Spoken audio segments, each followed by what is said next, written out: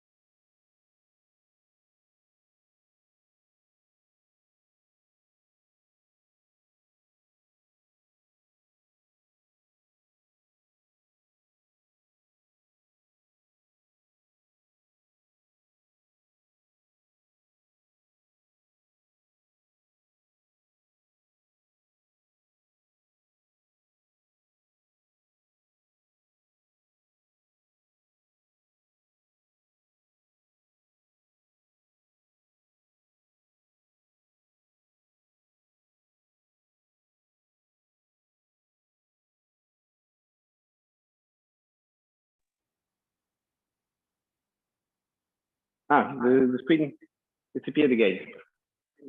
Ah, maybe, yeah, this wasn't plugged in properly. Ah, But there is. why am I getting sound from here? Go to.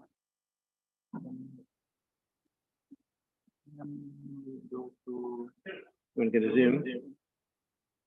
Maybe someone here.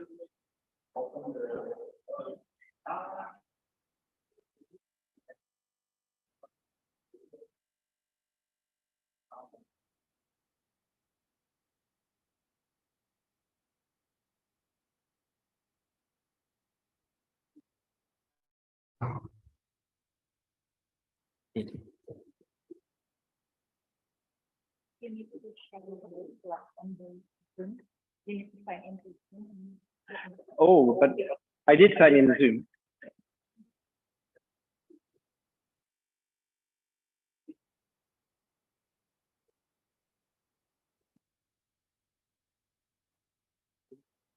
Now, do you have a printer? Yeah, a wooden one is preferable. Oh. Mhm.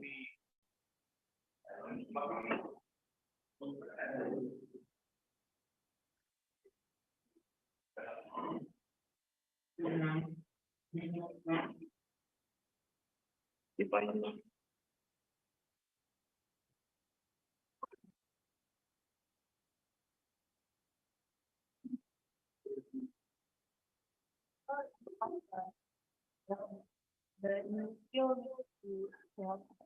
Yeah, yeah, I did. The list.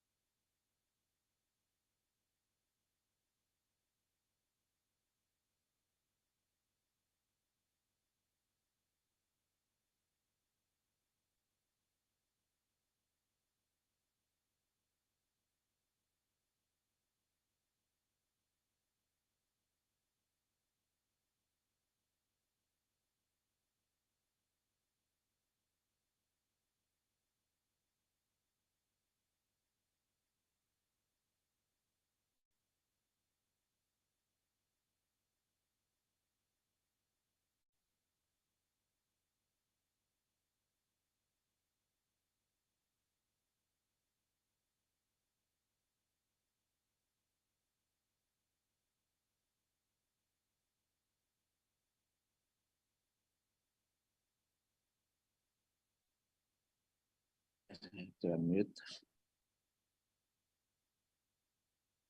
Hello, can you hear me? Yes.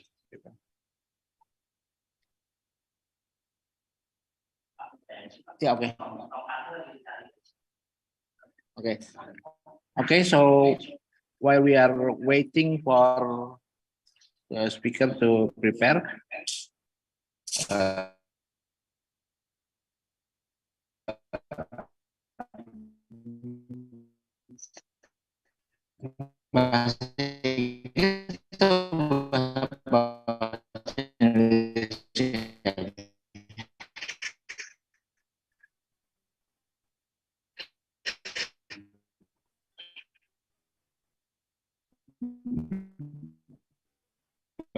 Indonesia.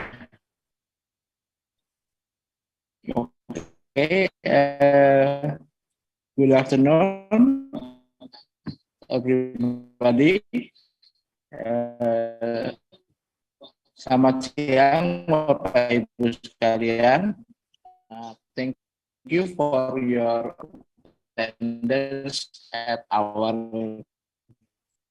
regular weekly KOLOKIUM. Terima kasih atas kehadirannya pada KOLOKIUM.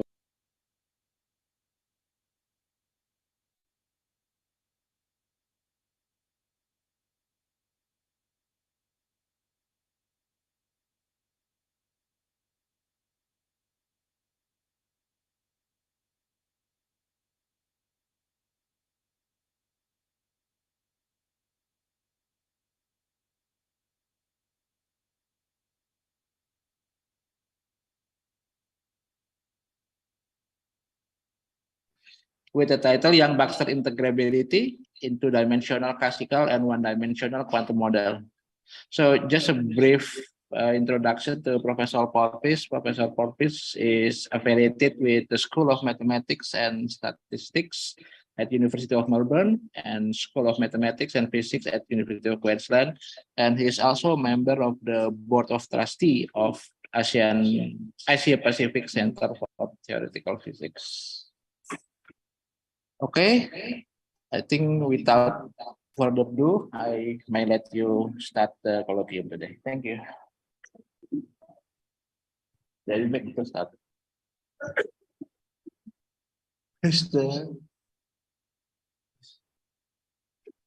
Laptopnya Arman nggak itu?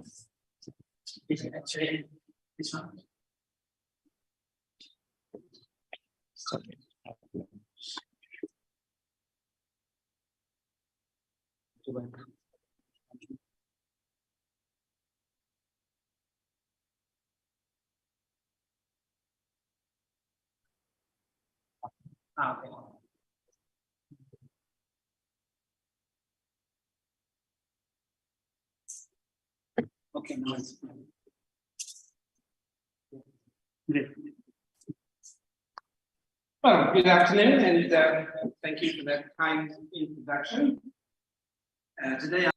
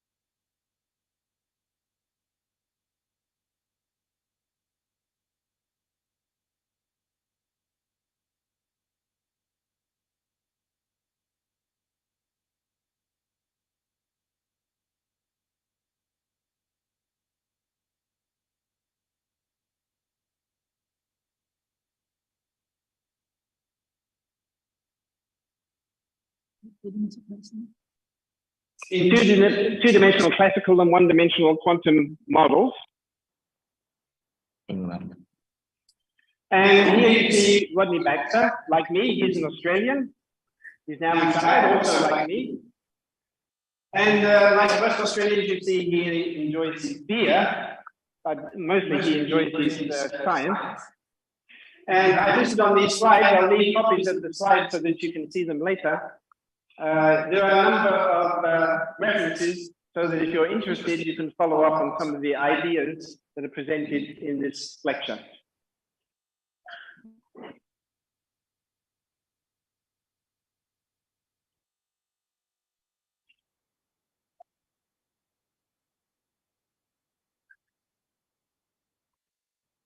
So let's discuss classical versus quantum. Myself, I started my life working in classical equilibrium, statistical mechanics, and in that setting, it's well known that a quantum model in d dimensions can be related in many, many cases to classical models in d.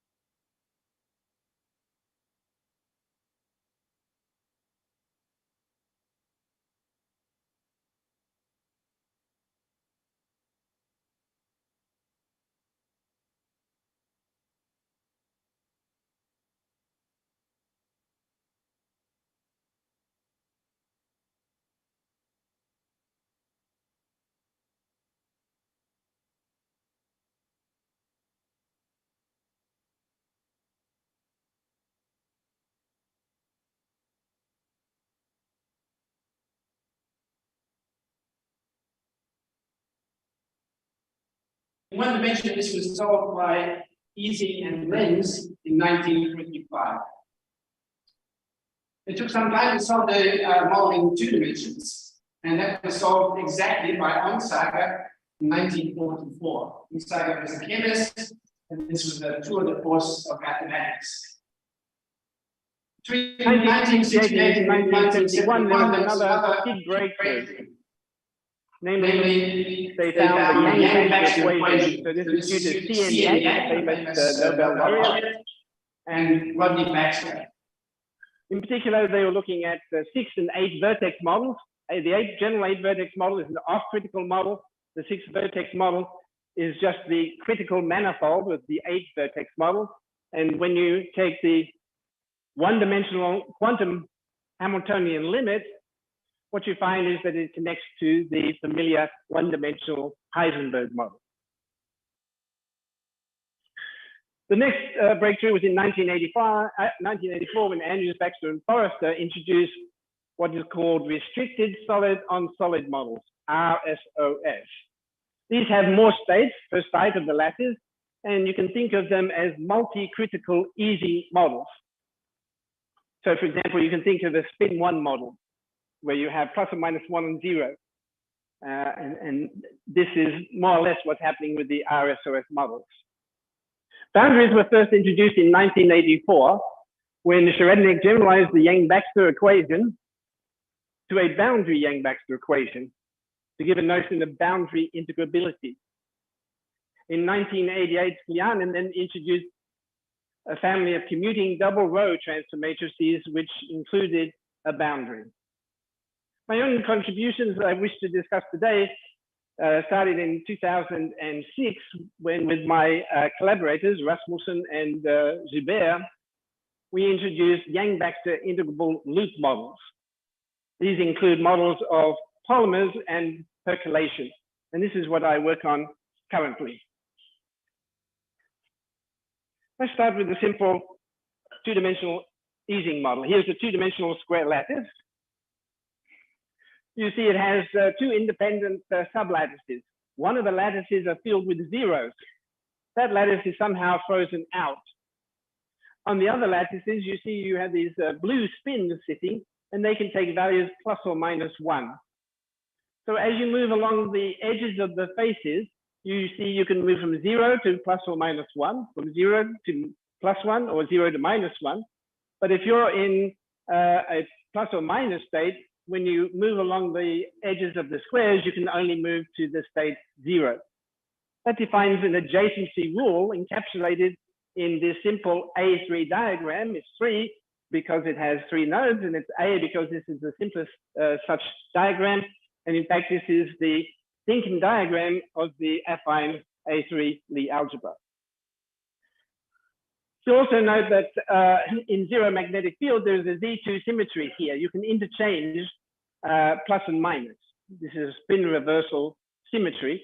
And the Ising model that was solved in 2 dimensions has to have 0 external magnetic field. The 2-dimensional Ising model to this day has still not been solved in the presence of a magnetic field. Along the edges in blue, the plus or minus spins interact, and that interaction occurs across the diagonals of the square faces. If the interaction is in this direction, then the Boltzmann space weight of such a square face is given by some irrelevant constant, by an exponential of K1 by the product of the 2 spins, A and C. And K1 is just a normalized interaction strength where K is Boltzmann constant and T is the temperature. Where interaction is in this direction, that is the diagonal goes this way, you simply have some irrelevant constant. Now we have K2, some other interaction strength, again involving K, the Boltzmann constant, and the temperature T. So in here, all of these spins take on the values plus or minus 1. They're called dichotomous, 2-valued or Ising spins. The classical Hamiltonian describing the interactions in this system, minus H is the Hamiltonian, is just a sum of 2 terms. The first term is over all pairs AC, which are on these sets of diagonals. And the second term for the other set of diagonals. Once you know the Hamiltonian, the classical partition function is just given as a sum over all spin values. If there are n sites, there are 2 to the n possible configurations, and you have to sum over all of those. And of course, this H is normalized by KT, where again, K is the Boltzmann constant and T is the temperature. But this Boltzmann factor is given by the product over the faces, A, B, C, D, where these are the elementary square faces that you see in the lattice. So this is the classical 2-dimensional Ising model and its partition function. And through statistical physics, if you can calculate that partition function, you can calculate all of the properties of that model and understand the behavior of a ferromagnet, or at least a 2-dimensional ferromagnet, as you vary the temperature and the strength of the interactions. In general, that model is not critical. For the model to be critical, we need this relation to be satisfied between the 2 interaction strengths. This was obtained by Onsager. And so there is a convenient way to parameterize this. We can write either the 2K1 equal to cot U, either the 2K2 equal to cot lambda minus U, where lambda is pi on 4. That's usually referred to as the crossing parameter. And then it follows that you have these 2 relationships. In this way, everything is expressible in terms of relatively simple trigonometric functions in the parameter U, which is called the spectral parameter. This is a measure of spatial anisotropy. It measures the relative strength of the 2 interactions, basically J1 on J2. If you choose these normalization factors in this nice way, what you find is these relations. So basically, this is saying that all of the Boltzmann face weights up to these irrelevant scale factors given by these R's are these simple cosine or sine of U or cosine or sine of lambda minus U. Moreover, you can put all of these relations after removing the normalization factors into this simple expression for the general weight, depending on A, B, C, D. So now, as you move around the square, you must satisfy the adjacency condition. And A, B, C, D can be 0 or plus or minus 1 now. So this is a general space with the spins A, B, C, D, taking values 0, plus or minus 1. Here are the trigonometric functions, sine of lambda minus u, sine of u. There's sine lambda in the denominators. This is a Kronecker delta. It's 1 if A is equal to C in this direction. This is another Kronecker delta. It's 1 if B is equal to D in this direction. And we have these square roots of SAs. These SAs are sine of A lambda. Remember, lambda is pi on 4 on sine lambda. So these factors are just 1 or square root of 2. The spectral parameter u, it takes the value between 0 and lambda in these equations. So that's a compact way of writing down the space weight. Since we've introduced the adjacency matrix A, it's of interest to look at its parent-Frobenius eigenvector. This is the eigenvector corresponding to its largest positive eigenvalue. So if you introduce a vector containing S1, S2, and 3, A here, remember, can have 3 values according to the adjacency matrix. I can label them as plus, 0, minus, or I can label them as 1, 2, and 3. So 2 is the same as a vacant site, and 1 and 3 refers to plus or minus states, spins. So if you look at the values here, you see this is just the vector 1, root 2, 1. And if you act on that vector with the adjacency matrix, here's the adjacency matrix. This says that 1 is allowed next to 2, 2 is allowed next to 1 or 3, and 3 is allowed next to 1. You just act on this vector. You get the same vector back with a scalar, beta, which takes the value root 2, and this beta is 2 cosine lambda, and that's root 2. Now, these Boltzmann weights, shown diagrammatically as these squares, satisfy the famous Yang-Baxter equation and many other equations as well. So let me describe the Yang-Baxter equation. This is Yang, this is Baxter. This is a nice representation of the Yang-Baxter equation in terms of faces of 2 cubes. But we're working in 2 dimensions, so it's probably better to look at this diagrammatic representation. You can see that it involves 3 faces, and the 3 faces are sort of moved around as you move from the left-hand side to the right-hand side. So as I push this face through from the left to the right, these 2 faces with spectral parameters u and v interchange in position. Now the little dots here, that just means that the spin living here is the same as the spin living there, and here and there and so on. And the spins around the outside can take values 0, plus or minus 1, subject to satisfying the adjacency rule. I could distort these faces and draw these faces as rhombi, and then this would be a hexagon on the left and a hexagon on the right.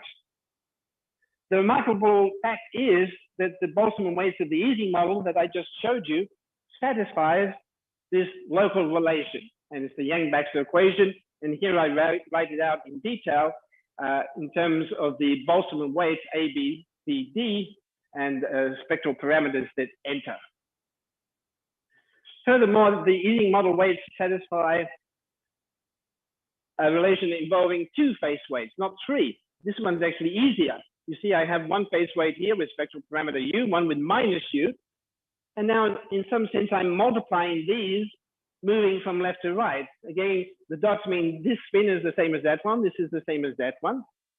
But it turns out that the result of this is independent of A and C, as long as they're equal, right? If they're not equal, it's just 0. And if they're equal, this Kronecker delta is 1. And there is some scalar factor, which in this case, and for the Ising model, is just sine lambda minus u on sine lambda. So this relation involving 2 face weights is called the inversion relation.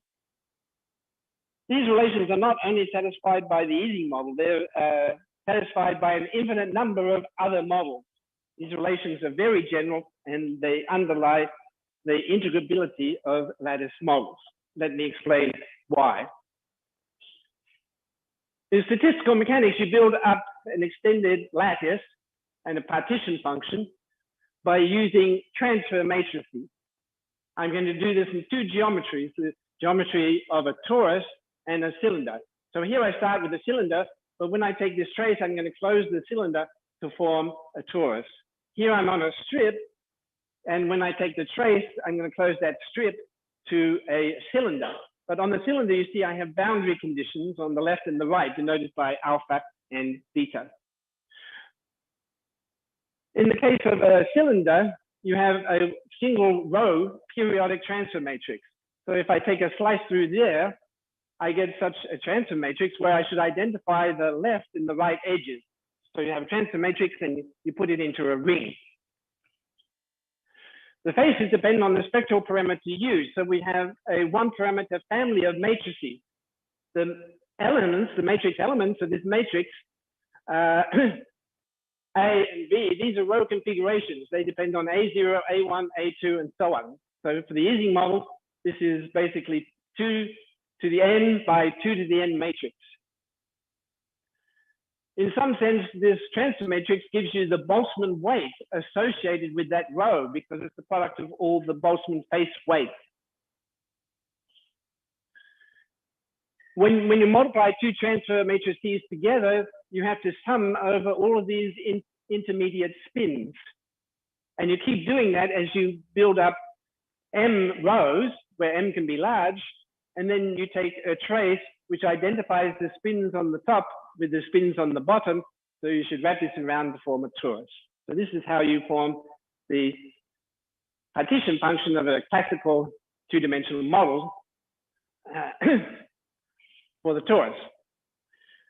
When we move to the strip, it's different. We have boundary conditions on the left and the right, and we need to know how to encode those boundary conditions. Now we need to introduce double rows. So here you see we have spectral parameter u, and here we have lambda minus u in the upper row. And now on the right-hand side, this triangle weight, it's a Boltzmann weight of a triangle configuration, depends on u, and on the left, it depends on lambda minus u. The spins here are A0 through to AN, but we're not closing cyclically anymore. And the boundary condition on the right depends on Bn and An, and the boundary condition on the left depends on A0 and B0. When we multiply these two rows together, we must sum out all of the intermediate spins. That's what's indicated by the solid dots. Notice also that I'm keeping track of the orientation of the faces. When we define the Boltzmann weights, we need the correct orientation to read off A, B, C, D to know the correct weight to assign to a face. We have to sum over all of the spins in the intermediate row. Now we can build up the classical partition function on a strip. We have to start multiplying the double row transfer matrices together. Here I multiply 3 together, and you sum over all of the intermediate spins, and then you take a trace to close the top to the bottom.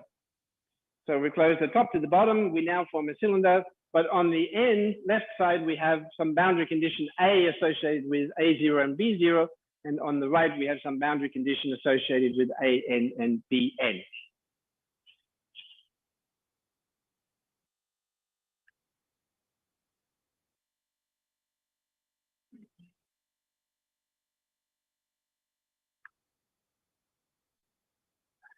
Now comes the magic of Yang-Baxter.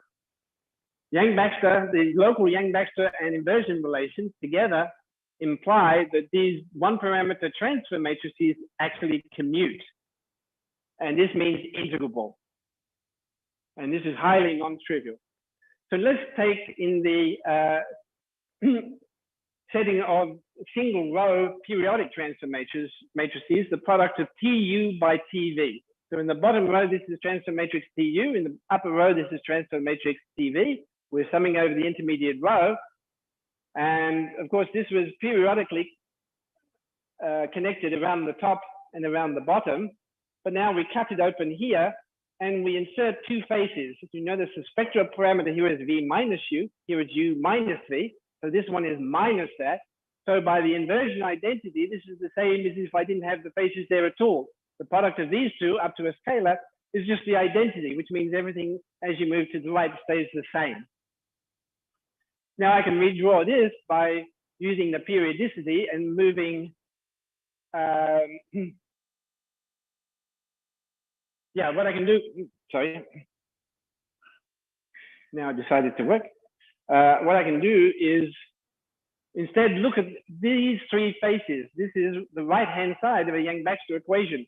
I can, because the spectral parameter here is the difference of these two, I can push it through. And then that interchanges the U and the V. And then I can keep pushing it through until it comes out of the right end, left end. And that's just using the local Yang-Baxter equation. But now using periodicity, I can push this around to the other side. And now I have the product of this one with this one pushed around. That's U minus V, and this one's V minus U. But by the inversion identity, this is the same as the identity up to a scalar, so it can be removed. So at this point, I put in a scalar, and at this point, I take out the same scalar. So this is just TV by TU. That's the statement that this one parameter family of transfer matrices commute. Commuting normal transfer matrices, or any matrices, not necessarily transfer matrices, they have a common set of U independent eigenvectors. And they are therefore simultaneously diagonalizable. That means for this family of transfer matrices, you can obtain the eigenvalues. Well, firstly, the eigenvectors independent of U, and then from once you know those, you can find the eigenvalues as functions of U. If you have usually two transfer matrices, they don't commute, and you can't easily find the eigenvalues. All right, we have commuting transfer matrices, but why does this imply integrability? Well, you can find the eigenvalues spectra, that is the eigenvalues as functions of U, you can find them by solving functional equations.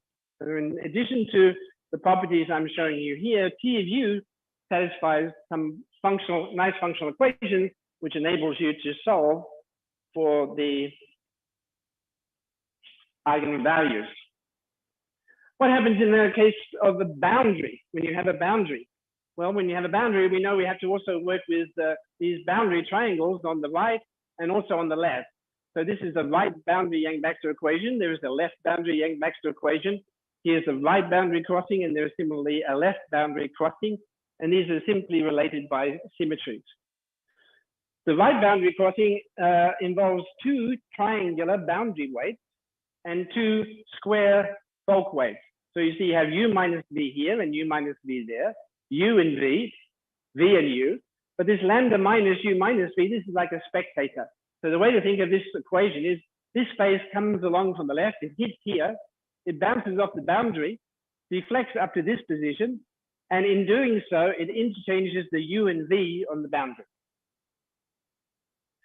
The right boundary crossing looks like this. It involves one boundary triangle weight and one bulk face weight. Again, the dots indicate that these spins are identified. Now, when I multiply this simple single space with the boundary triangle, I get back a boundary triangle, but here I have to have 2U minus lambda. I get back a boundary triangle with lambda minus U. Remember, lambda is just pi on 4 for the Ising model, up to some scalar. So this product of a face weight and a triangle boundary weight just gives back a boundary triangle weight. So what about commutation for double row transfer matrices? If there's going to be some magic, we better see commutation. Let's start with du dv this time instead of tu tv. So now we have a double row transfer matrix with spectral parameter u and one with spectral parameter v. We multiply them, which means we have to sum out all of these intermediate rows. Then up to some scalar, which I won't keep track of, I can slice it open in the middle and put in these two faces using the inversion relation, because this spectral parameter is just minus this one. Now it shows this spectral parameter so that this is the difference of these two. That means I can push this face to the left until it comes into the corner. Likewise, I can push this face to the right until it comes into this corner. The action of doing that is to interchange these two rows. The V's move down to here.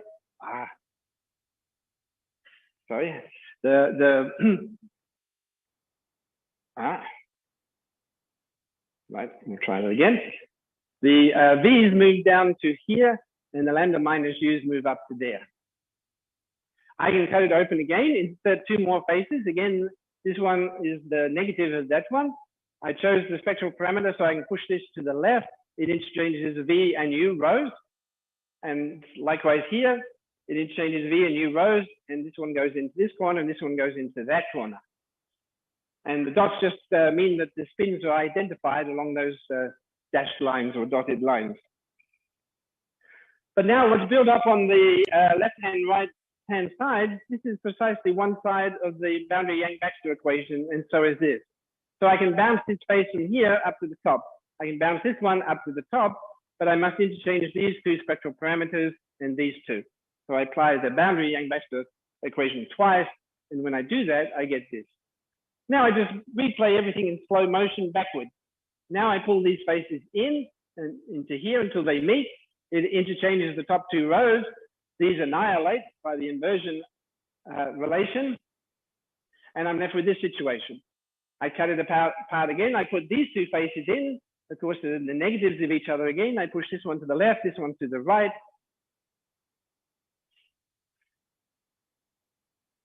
And it interchanges the two middle rows.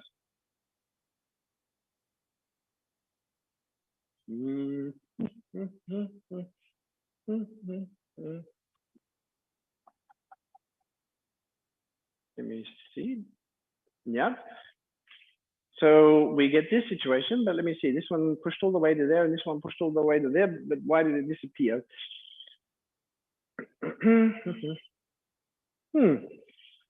I've bamboozled myself now. So suddenly these push, you get this one. So what happens to the faces? Well, we're doing everything in reverse, right? Maybe it's the other way around. That's my, I'm confusing myself. In this situation, we're pulling this one through to the center and this one through to the center. They meet here and then they annihilate. And we're finally back to this, which is just D of V, D of U. So indeed, the double row transfer matrices commute. So I said two-dimensional systems are related to one-dimensional quantum systems. So we have commuting transfer matrices, single and double row. And you can think of expanding them in a Taylor series in U, the spectral parameter. So here's T expanded out in a Taylor series, if you like, in D. And now you have these Hamiltonians, the coefficients, which are matrices, but they're independent of the spectral parameter U. When K is 0, H 0, this is just a cyclic shift operator. In the double row setting, H of 0 is just the identity operator. And each of these Hamiltonians labeled by K, there's an countably infinite number of those, they mutually commute because they're part of this commuting family. And they describe quantum systems. So for the periodic Ising model, for example, the first Hamiltonian, that's H1, the first term in this expansion is in fact a one-dimensional quantum Ising model in a transverse field, which was solved by Fute in 1970. And of course, these transfer matrices, they're operators. So you can write them in terms of local matrices, and those local matrices are nothing but the spin-half Pauli matrices. So in this way, you can start to understand quantum systems, and you can understand all of the properties of this one-dimensional quantum system by studying the two-dimensional Ising model. Now, this H1 is for the single row periodic situation. For double row transfer matrices on the strip, there are additional terms. So there's additional terms that enter on the left and the right due to the boundary terms that enter. Now I want to do a little bit of algebra because there's a lot of algebra behind what's going on here. So let me introduce phase transfer operators. I said that the transfer matrices can be built up from local operators, such as the Pauli matrices and so on. Here I'm introducing xj, which represents just a phase. So this is xj at a position j. J plus 1 is the next position to the right, j plus 2 next, and j minus 1 here, and so on. So if I at this position, if I multiply the phase transfer operator for this phase with the phase transfer operator with a minus U spectral parameter, we know these are inverses. So I get the identity. That's an operator now, if you like, but you can also write it as a matrix. And now we get these scalar functions where S is just sine of U and sine lambda, trigonometric functions.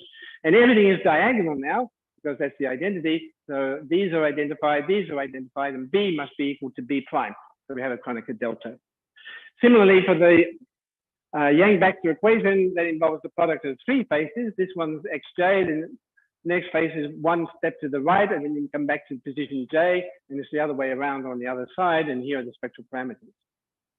So you can write the Yang-Baxter equations in operator form.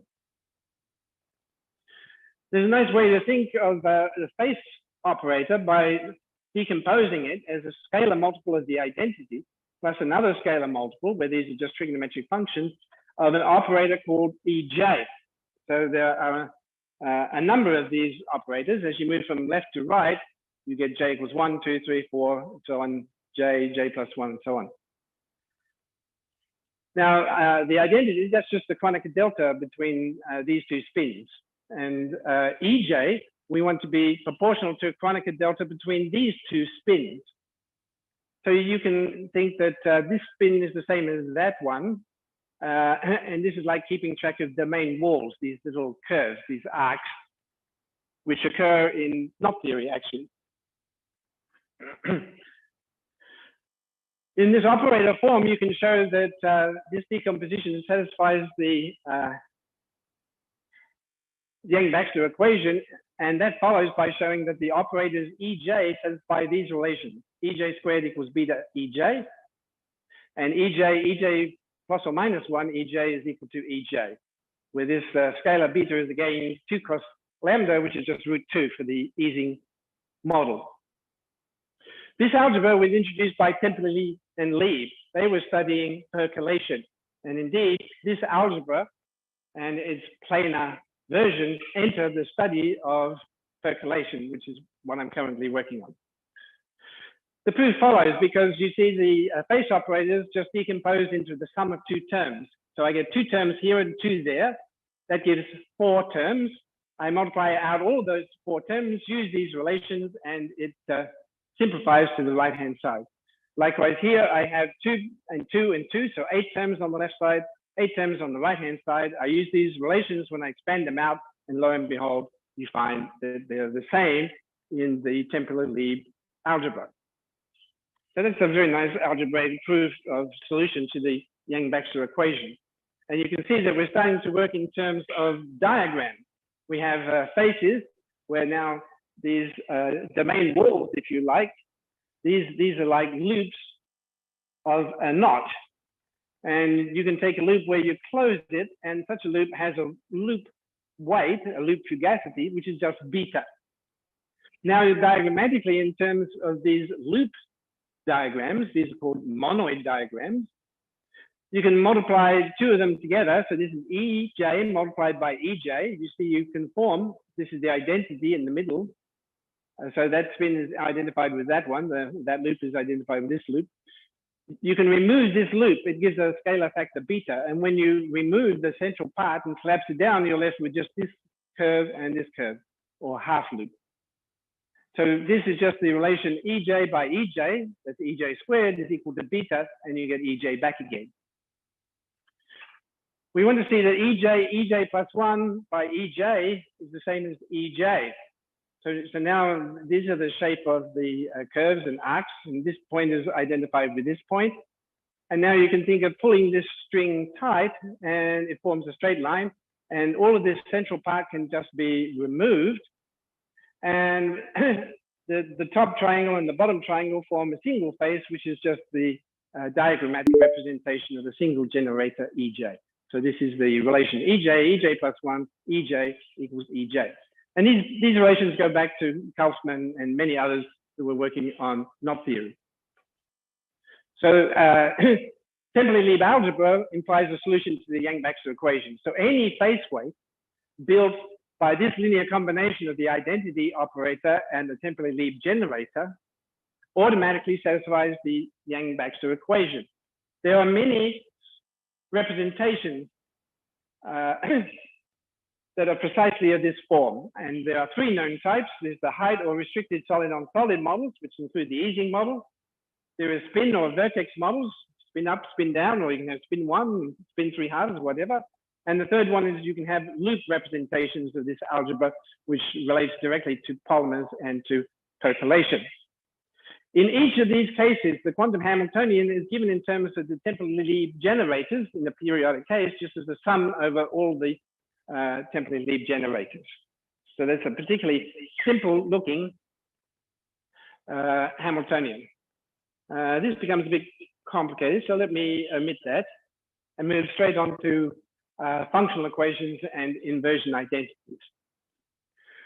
The commuting transfer matrices T and D satisfy functional equations which can be solved for the full spectrum of the eigenvalue. For some simple models, the functional equations take a very simple form, namely the form of inversion identities. That is, T of u by T of u plus lambda, remember these are products of matrices, is some scalar by the identity, some scalar to the nth power, plus some scalar to the nth power by some simple operator, which is a symmetry of the model. In the Ising model, this is just the spin reversal operator that reverses spins, replaces plus with minus and minus with plus. And that operator commutes with the family of transfer matrices TU. For double row transfer matrices on the strip, there are additional order 1 factors that enter in here and here. So you have an extra scalar in front of F1 and an extra scalar factor in front of F2, which depends on your boundary conditions. Quite remarkably, such inversion identities are satisfied by a number of different models. And in the continuum scaling limit, these two-dimensional lattice models are described by conformal field theories. The first number that categorizes or classifies a conformal field theory is the central charge. And there are 4 cases where such a simple functional equation is satisfied. The Ising model, this has central charge 1/2. The free fermion 6 vertex model, it has central charge 1. Critical dense polymers, it has central charge -2. And dimers, which also has central charge -2, but is quite a different model physically. For the Ising model, F1 is just cosine 2u, F2 is just sine 2u, and J is the spin reversal operator. So that if you take the scalar form of this equation that refers to the eigenvalues, scalar TU is just the eigenvalue of the matrix TU, the 2n eigenvalues must satisfy this scalar equation where the eigenvalues of the spin reversal operator are just plus or minus 1. Now, the right-hand side here is a Laurent polynomial in the variable z equal to e to the I u. And its degree is 2n. Also, there is a periodicity here of period pi on 2. And when you look at the zeros of this polynomial in z on the right-hand side, what you find is that the zeros occur on real u equal to 0. That's the vertical line in the complex u plane. And real u equals pi on 4. So all of these 2n zeros occur in n pairs of 2 along these 2 vertical lines with a common value of the imaginary part of u. That is a fixed vertical height above the x-axis. Each pair of zeros can be arbitrarily shared out. So one of these zeros must go here and one must go there, and you can assign them either way. So for each pair, there is 2 possibilities. And when you consider the n pairs, that gives 2n different possibilities. And that exactly coincides and reproduces the 2 to the n eigenvalues of the transfer matrix. So in this case, solving the inversion relation was relatively straightforward. Let me say more about the continuum scaling limit. So the idea is you take the lattice, the edge of the lattice, and squeeze it down to 0. So all these points of the square lattice become dense and form a continuum. That's the continuum scaling limit. And in that limit, the lattice model becomes continuous and is described by a continuous conformal field theory. This is just an example of a quantum field theory that applies at criticality. And that's characterized by a central charge C. So that when you have these inversion relations, you can solve for a number of quantities, physical quantities of interest. You can find the bulk free energies. This was the calculation originally done for the Ising model by Onsager. You can calculate boundary free energies. That was not done by Onsager. You can calculate the conformal data, such as the central charge and conformal weight. these conformal weights are simply related to the critical exponents of the lattice model, of the statistical physical model, if you like. And you can also calculate conformal characters and partition functions. These are the generating functions for the conformal spectrum in the continuum scaling limit. Now, from a lattice model to extract the conformal properties, you need to look at universal finite size behavior as dictated by Blötter, Carding, and Nightingale. And if you look at the behavior of the log of the eigenvalues, as you increase the system size n, you find the first term grows as n, that's a bulk size, extensive. That gives you the bulk, relates to the bulk free energy. There's an order 1 term. Well, if you have a periodic transfer matrix, there's no boundary. So there's no boundary term here, but there is an order 1 boundary term here. And then at the next order down, you find terms proportional to 1 on n. And those terms, they look a little bit complicated, but they directly relate to the data of the conformal field theory, the central charge and various values for the conformal weight delta. So F bulk is the bulk free energy, F boundary is the boundary free energy, theta here is just pi u on lambda, and k bar are non-negative integers which label the various eigenvalues. So those integers are just 0 for the ground state. The calculation of the bulk and boundary free energies uses Fourier transforms. The calculation of the finite size corrections uses Euler-Maclaurin formulas. That's because the contributions for the eigenvalues comes from these zeros, as we saw in the Ising case. Those, as n increases in the continuum scaling limit, those zeros become dense, so the sum is replaced by an integral, and the finite size correction is given by the difference between those two.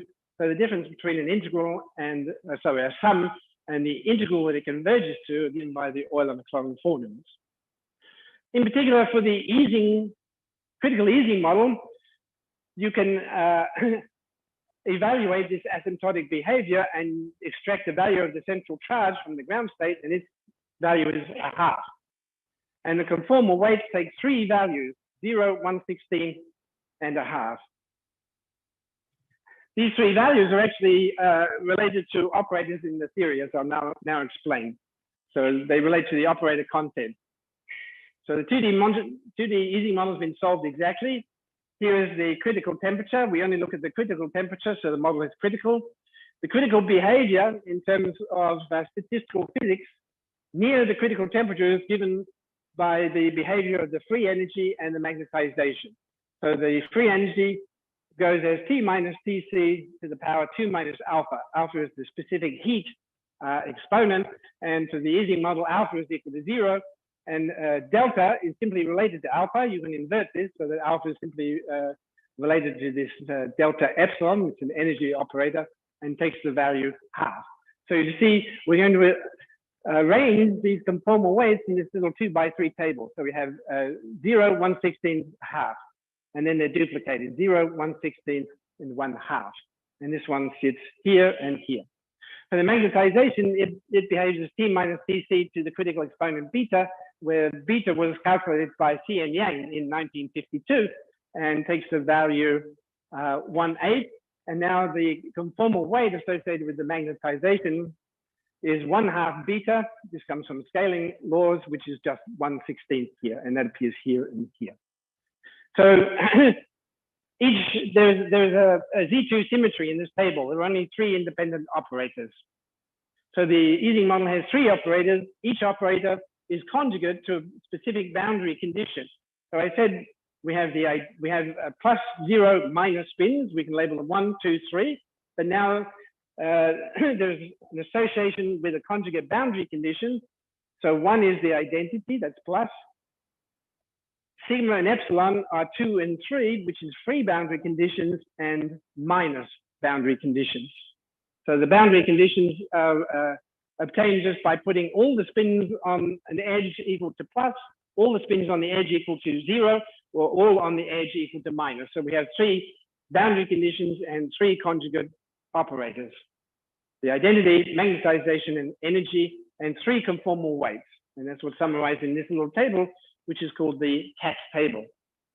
All of the critical weights, all of the critical exponents in statistical physics, alpha, beta, gamma, delta, and so on, there are many of them, are all simply related by scaling relations to two non-zero conformal weights. That's delta sigma and delta epsilon. And for the Ising model, they take these two values, and that determines uniquely the conformal field theory associated with the classical two-dimensional Ising model in the continuum scaling limit. Let me briefly just mention another representation of the Temperley-Lieb algebra corresponding to critical dense polymers. I said you can find many solutions of this form for the of the Yang-Baxter equation for these single phase transfer operators. And this was introduced by Jones in 1990, this decomposition of xj in terms of the Temperley-Lieb operators. And now you can introduce two parameters, p and p prime, which are co-prime, and lambda takes this value. So for the Ising model, p is 3, p prime is 4, and this is just pi on 4. This is the crossing parameter. Now in this more general setting where lambda takes this more general value. U is still the spectral parameter. Beta still is 2 cosine lambda, which is interpreted as the loop fugacity. So now let's say critical dense polymers. This is p prime equal to 1, 2. This model also will satisfy an inversion identity. Lambda is now pi on 2. But what you find is that you only have these two local phase configurations. So this is a dense model of polymers, where if the polymer enters here, it must move around and finally come out here with this set of boundary conditions. So you see that this loop configuration completely fills the plane. It's in the continuum scaling limit it is a piano curve with fractal dimension 2. It's space filling. The partition function for this model is just given by this simple sum over all possible loop configurations that you can draw. Notice that there are no heights anymore. There are no spin values. This model is non-local and only depends on configurations of these loop segments. There are no local degrees of freedom, only non-local degrees of freedom in the form of extended polymer segments. The transfer matrices actually act on linked space, but you can solve this model in exactly the same way that you did the Ising model and find out the properties of critical dense polymers. Let me just point out the differences between these two models. The Ising model is M34. It's a rational logarithmic conformal field theory. Critical dense polymers is logarithmic minimal 1, 2. It's the first example of a logarithmic conformal field theory. Here we have C equals a half. It's a rational CFT. It's related to free fermions. Here we have C equals -2. It's a log CFT, and it's related to symplectic fermions. Here, lambda is pi on 4. Here is lambda is pi on 2. Here we have just 3 independent scaling operators in the theory. Here we have an infinite number arranged in an infinitely extended catch table. So there are many, many different critical exponents associated with the system of critical dense polymers on the square lattice. So here I just written down the scaling relations. All of these conformal weights are given by the Katz formula. So at each position, you see the position is labeled by an integer r and an integer s, and the conformal weights at position rs are given by this expression in terms of rs, p, and p prime, and the central charges for all these different models are given in terms of p and p prime by this formula. These are the Katz formulas. And again, here are some of the scaling relations. So just by solving relatively simple inversion identities, we can find out a lot about these various systems that I indicated satisfy such simple functional equations. So now maybe it's time to answer some of the questions I asked at the beginning. And to summarize, a two-dimensional lattice model is Yang-Baxter integrable in the bulk whenever the local Yang-Baxter equation and inversion relations are satisfied. If a bulk lattice model is integrable, then the lattice model is also integrable in the presence of integrable boundaries, that is, those that satisfy the boundary Yang-Baxter equation. And there can be many solutions for different boundary conditions. In the Ising model, there was just 3. For the logarithmic model, there was an infinite number. Integrable boundary conditions can be constructed systematically by starting with a simple vacuum boundary condition and applying a process that's called fusion at the boundary. This is like fusing two spin halves to form a spin 1. Then you can fuse a spin half with a spin 1 to form spin 3 halves and so on. One-dimensional quantum model is integrable whenever its associated two-dimensional lattice model is integrable in the Yang-Baxter sense. The bulk and boundary free energies and conformal data can all be calculated by solving functional equations. The functional equations are not always as simple as the simple inversion identities. More generally, these functional equations take the form of a T system and a Y system of functional equations, and there's a lot of effort in the integrability community to study these T and Y systems. For simple rational theories, such as the Ising model, the number of scaling fields in the theory is finite.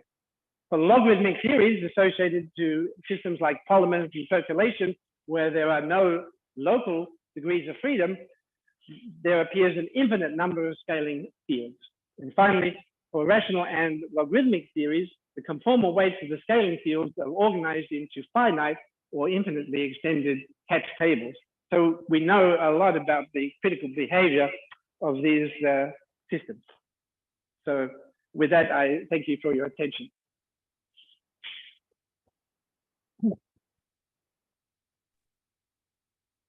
Okay, thank you, Paul. It was a very interesting talk, and I now would like to ask the audience, either in the room or in the Zoom, if you have any questions. Okay, we have 1, 2.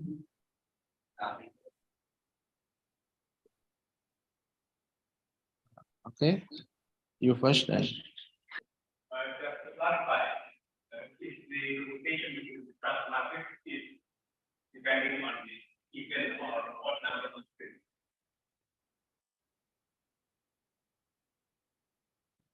Yes, sometimes in a periodic situation, you can only get back to where you started with an even number of faces.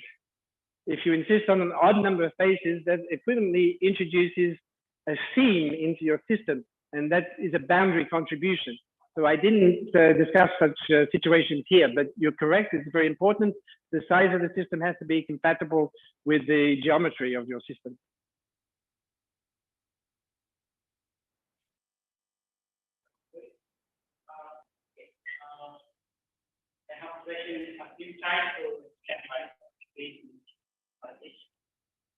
Sorry, have I? Have you tried to extend? I'm sorry, my ear is buzzing. I'm having trouble understanding it. Have I?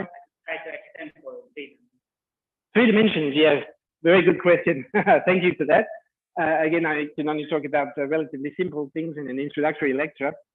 In 3 dimensions, the Yang-Baxter equation is replaced with the tetrahedron equation. So we have 3 rhombi or square faces that we push around. In the tetrahedron equation, you have 4 cubes. And now the tetrahedron equation involves moving around these 4 cubes. And if you move them around in the right way and interchange the spectral parameters in the right way, you satisfy a tetrahedral equation. The problem is finding solutions to this tetrahedron equation is very complicated. Some solutions do exist. They go back to work by Zamolodchikov, Baxter, Zamolodchikov, Bizhanov, and collaborators. But unfortunately, the solutions that they have are not very physical. So here you obtain solutions which describe readily physical systems. In 3 dimensions, the systems that satisfy the tetrahedron equation seem not to be so physical. They're still very interesting mathematically, but they do not include the 3-dimensional Ising model, for example. That still remains unsolved even in zero magnetic field. Can we apply this for some 2-dimensional matrix, for example, QCD system? QCD? Yes. You don't do QCD in 2 dimensions.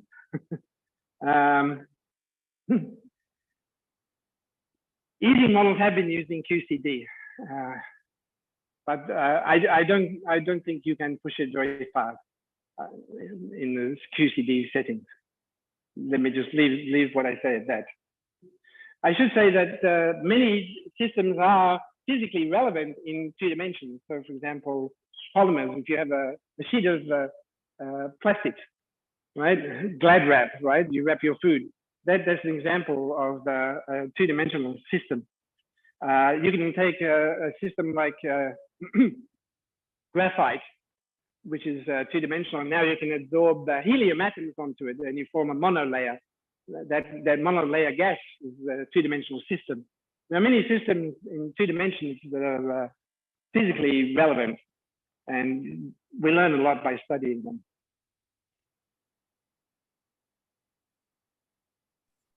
Any question from the Zoom audience, maybe?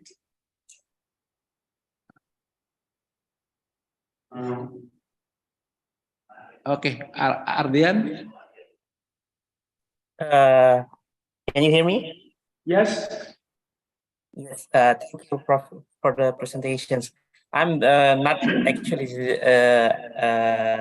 like a basic questions because it's not my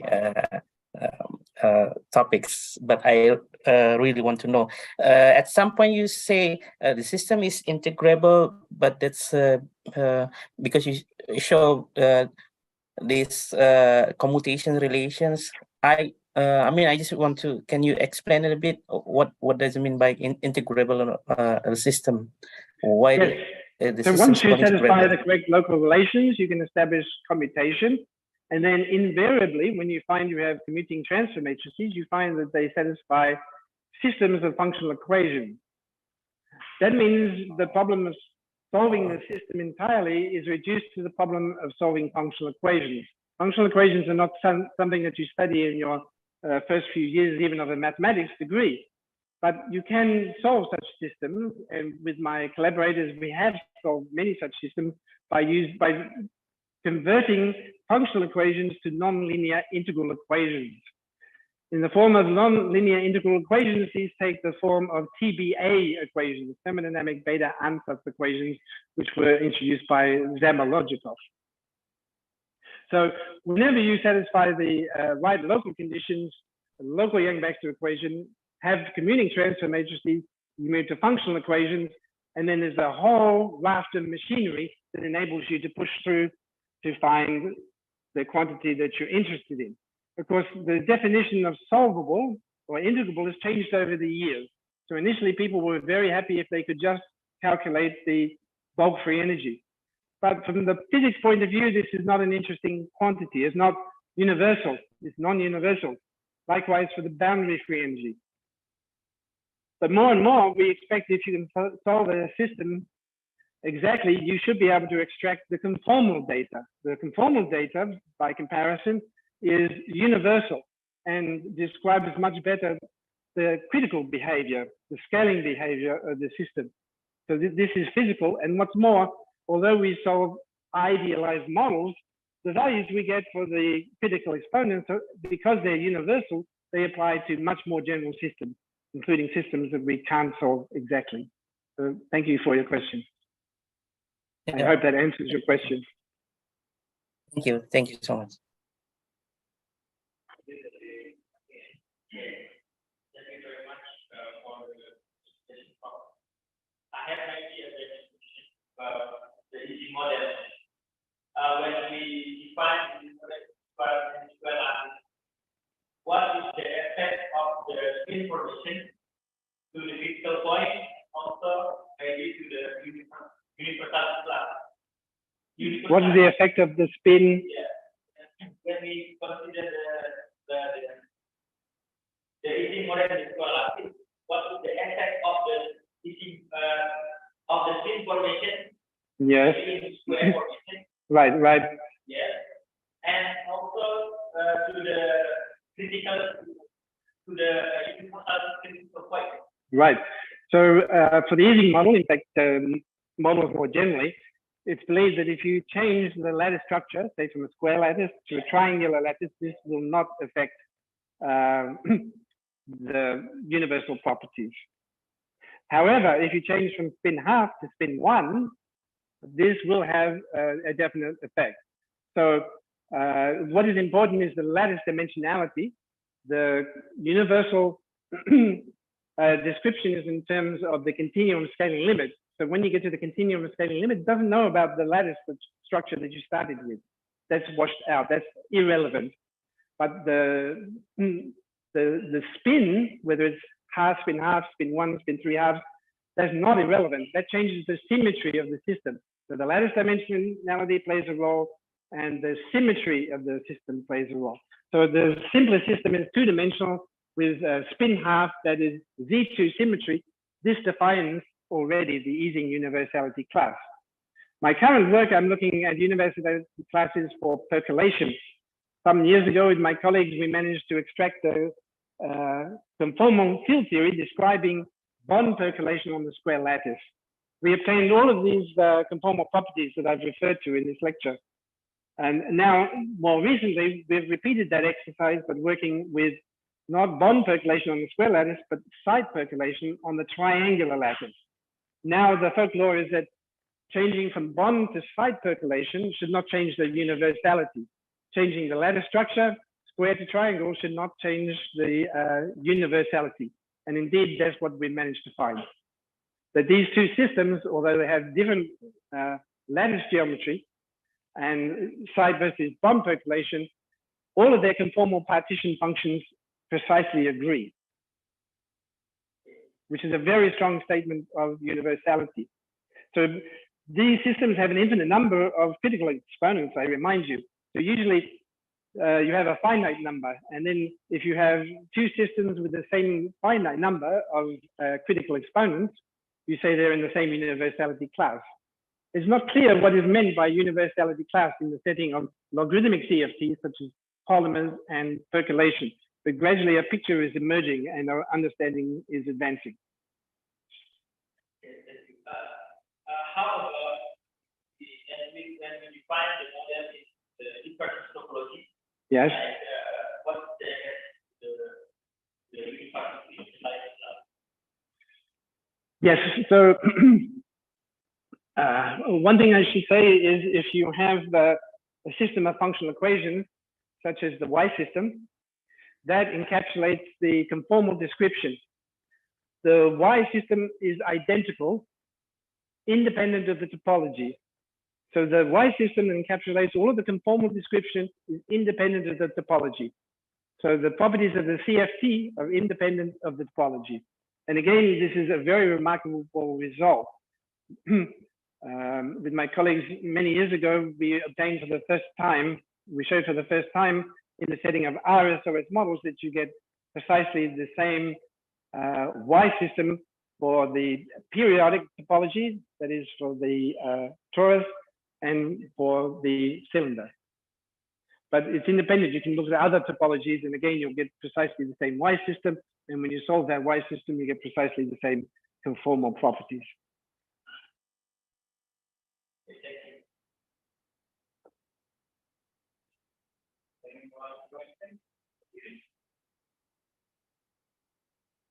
From Zoom, no more questions? Okay, then we shall close this colloquium. Thank you, Paul, for your presentation, and shall we give him another applause? So while we're here, I'm still happy to take questions about the APCTP and its programs, and also the operation of our new 3-year ICTP network. Sorry,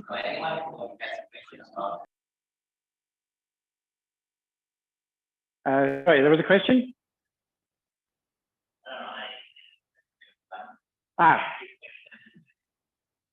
So maybe I can start by showing you some pages.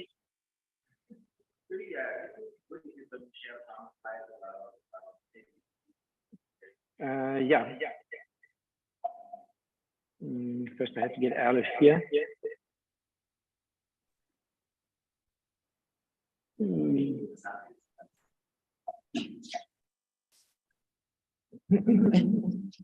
Belum di record loh colloquiumnya. Lupa di record. Lupa direkam. Yang rekam siapa? Okay.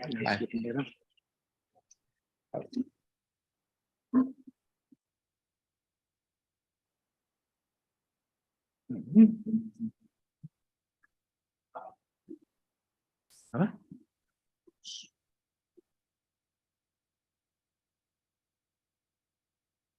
All right, so the first thing I should draw your attention to is the web pages of the APCTP. This is apctp.org. And if you go here, you can find out all about the APCTP. It's 17 member countries, 18 when we soon include Indonesia.